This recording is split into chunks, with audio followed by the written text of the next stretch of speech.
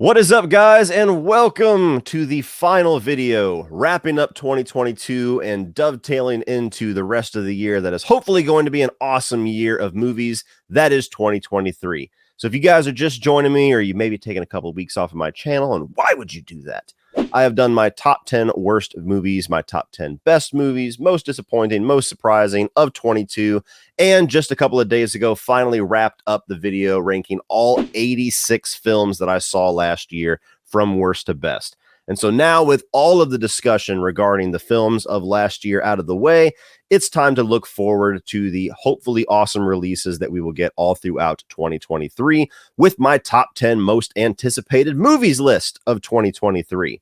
So, as always, these are not necessarily going to be the movies that you are highly anticipating, but they sure as hell are mine. So let me know what your most anticipated films are down in the comment section below, and we can talk about and get excited for these movies together. But before we start talking about some movies, let's talk about ways that we can take action against identity theft using the sponsor of today's video, Aura. As the years go on, all of us have bigger and bigger pieces of our lives tied to online accounts and social media accounts, which makes cybersecurity and identity theft a growing concern in all of our lives. In fact, identity theft is the fastest growing crime in America, with a new victim every 14 seconds. Which is why I'm excited to partner with today's sponsor, Aura, which is an easy-to-use app that has every single thing that you will need to stay safe online, including identity theft protection, fraud monitoring, a VPN service, password management, and antivirus software. And I'll bet that right now you have at least one of those things, but if you don't have all of them, it's like locking up all of the doors in your house while leaving all of your windows open. And let's be honest, it's more appealing and much easier to have all of these services in one app than to have 7 different apps and 7 different subscriptions to pay for. The day that I activated my Aura account, I received over 50 notifications of my email address and an old password showing up on the dark web, which is where criminals and hackers trade and sell people's personal information.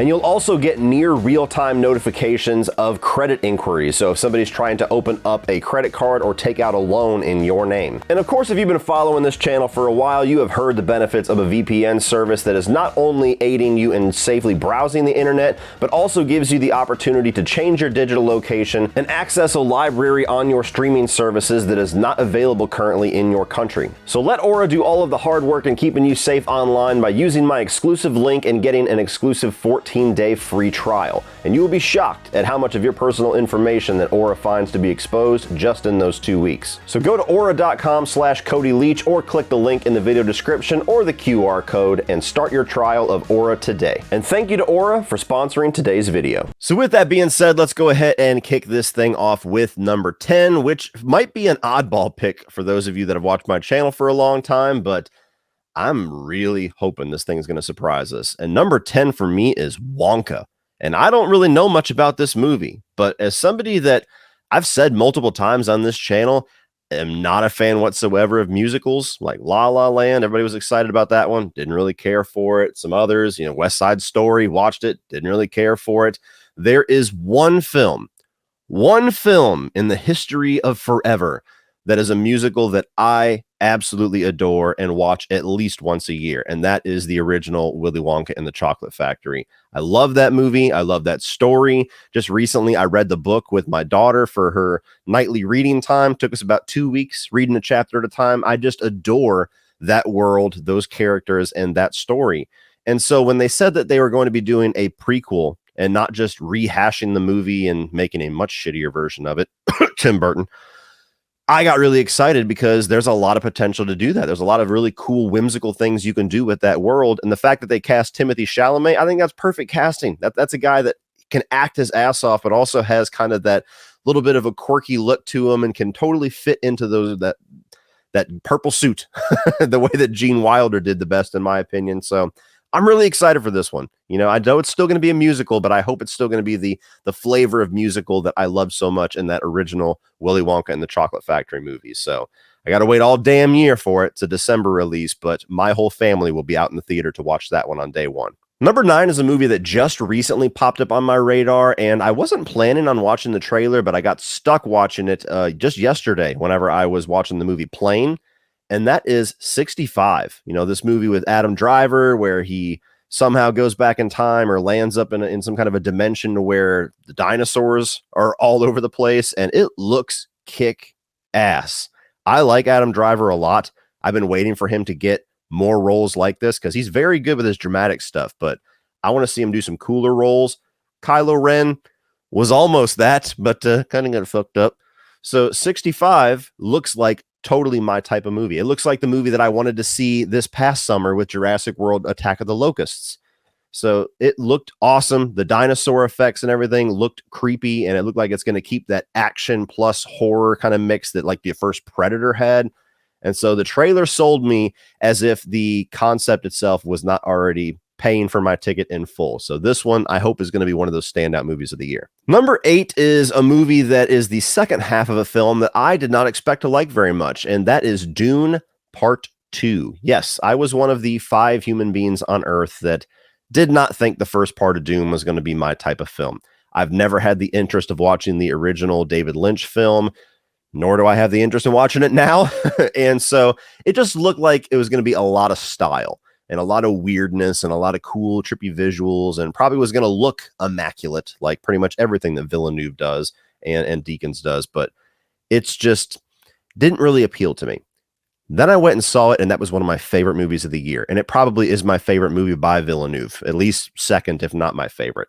And so I was so relieved when the movie succeeded and they greenlit the sequel. So I definitely want to see the second half of the story. I have stayed away from, like I said, watching the David Lynch film or reading anything on where the story goes, because I want to watch it as if it's the first time of me experiencing that story, because it will be. I loved all of the actors and the different roles. I'm very curious if it's going to be as much of an ensemble cast type picture as the first one was. I have no knowledge of where the story goes in part 2, and I'm very excited to see where it goes. Number 7 is probably a predictable pick for me, being that I'm a horror channel for the most part, but that is Scream 6. And, you know, I said this in my rankings at the end of the year. I don't really understand the hate that Scream 5 got, because there is a lot of Scream fans that really do not like that film.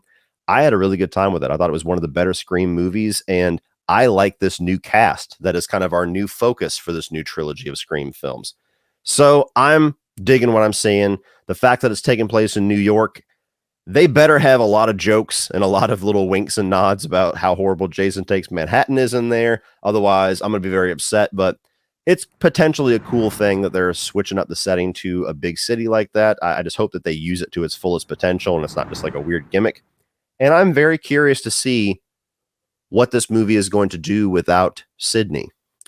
And, you know, I'm somebody that I love Neve Campbell. I love that character. And, you know, I fully support everything that she's kind of campaigning for as far as getting the money that she deserves.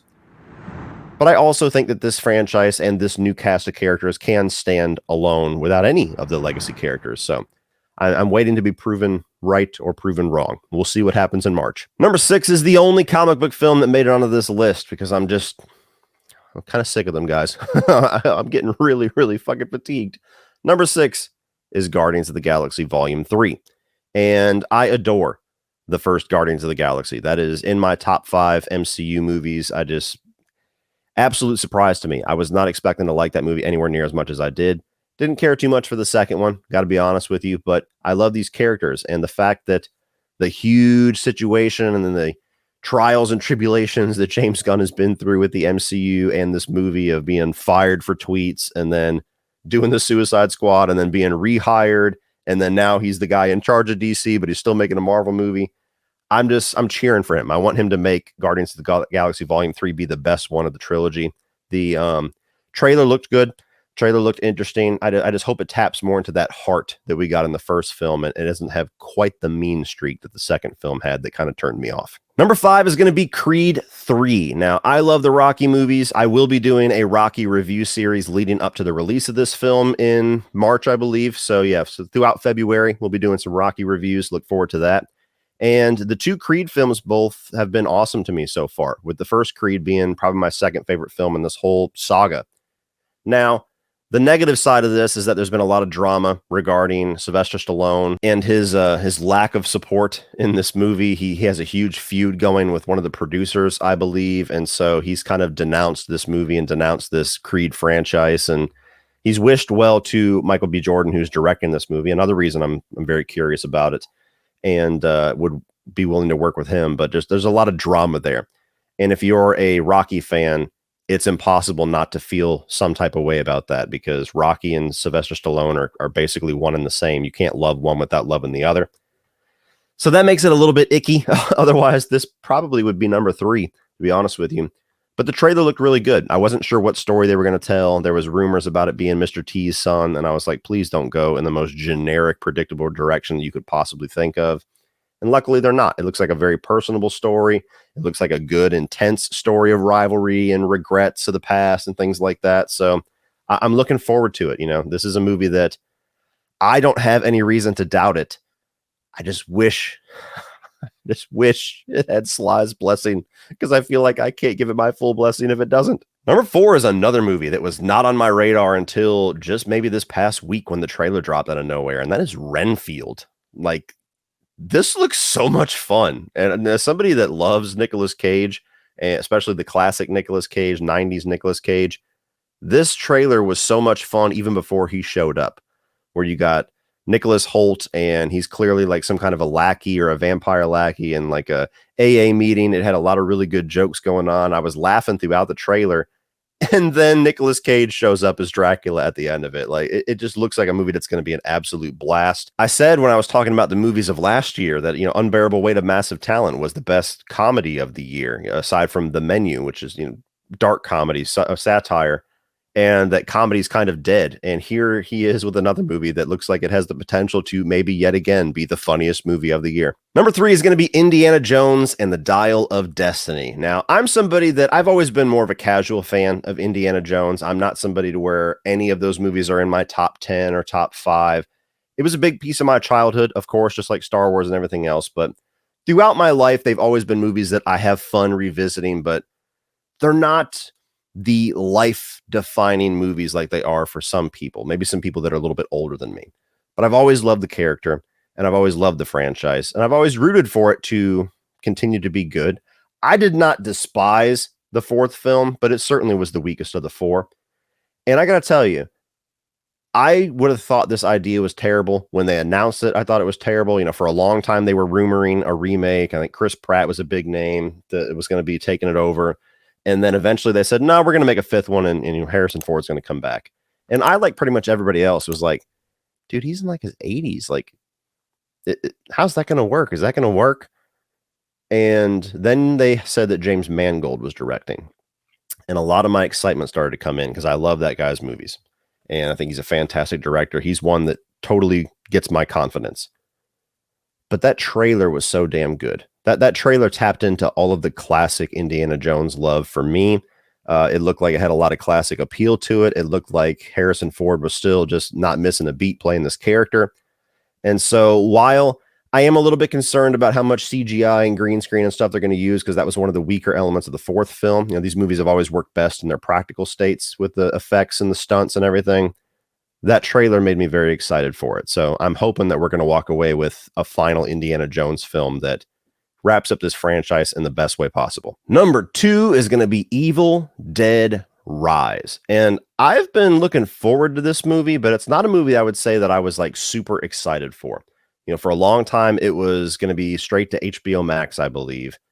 And, you know, it wasn't a movie that I was thinking, well, that can't survive outside of theaters. But the straight to streaming movies don't have the best track record with me. More than not, they don't end up being all that great. And so I didn't know. I was like, is this going to be good? You know, I wasn't sure where in the timeline it took place. I really loved the remake too. And I was kind of bummed that it seemed like it wasn't going to be following or acknowledging that movie. Then we got the trailer just about a week ago. And holy shit. And since they, months ago, they announced it was going to go back to theaters. It's not going to be a streaming movie. So that kind of perked me up a little bit too. But that trailer, damn. I mean, I did a reaction for it. I rarely react much to trailers, but I was like, ooh, oh yeah, hell yeah, fuck it. Like, it was just one of those movie trailers that gave me every little bit of information I needed to get excited for this movie. It looks gory. It looks gnarly. It looks creepy. It looks visually and tonally like the remake. So maybe it's going to fit in with both of them or find a way to merge all that together. And I don't know, but I'm very excited about the possibilities. And even without having any visual cues for the remake or having Ash show up in the trailer, it just looked like a kick-ass classic Evil Dead gore fest. And my God, I'm ready for it. Give it to me now, baby. But my number one, my most anticipated film of the year by quite a bit, actually, is going to be Mission Impossible Dead Reckoning Part 1. And look, I would have been excited for this movie regardless, but Top Gun Maverick and how kick-ass that was, and this little victory lap that Tom Cruise has been on with these crazy-ass stunts, these practical stunts that he is doing, that he's just going balls out and going as far as an actor possibly can to make his movie as impressive as it can be. That excites me for this so much more. And I actually think that the success of Top Gun Maverick is going to boost this movie quite a bit. This might be the highest grossing movie of the year. But the Mission Impossible movies have an amazing track record. I mean, I even like the second one, but with that movie notwithstanding, because it is kind of the weakest one of the franchise, they basically get better every single time. I mean, they have not dipped whatsoever. The last one, Mission Impossible Fallout, most people tend to say that that is the best of the franchise, one of their favorite action movies of all time. So you're even without Tom Cruise and the craziness and the stunts they've been advertising and the little motorcycle jump, the last movie everybody loved. So people are going to come out in droves to support this one. And it's the same director, Christopher McQuarrie, and the fact that it's split into two. And I think I also heard that this is going to be the last two films of the franchise. So there's probably going to be some really high stakes. Every little detail about this movie makes me think this is just going to be the most kick-ass thing of the year. So as a fan of the Mission Impossible, fan of the movies, as a fan of the way that Tom Cruise makes movies for the theater, and he makes his movies the best they possibly can be, and all of these things to get my hype going, this is the movie of 2023 that I am looking forward to by a landslide the most. Well, that's it for this one, guys. Please, if you enjoyed this, click over here and check out all of my reviews of the 2022 new releases. And I'm also going to put my ranking up here where I ranked all 86 films I saw in 2022. Please like and share this video. Hit that subscribe button so you don't miss all of my content for the next year. I'm hoping to make it the best year of this channel yet. And as always, remember, opinions are like assholes, but that doesn't mean you have to be.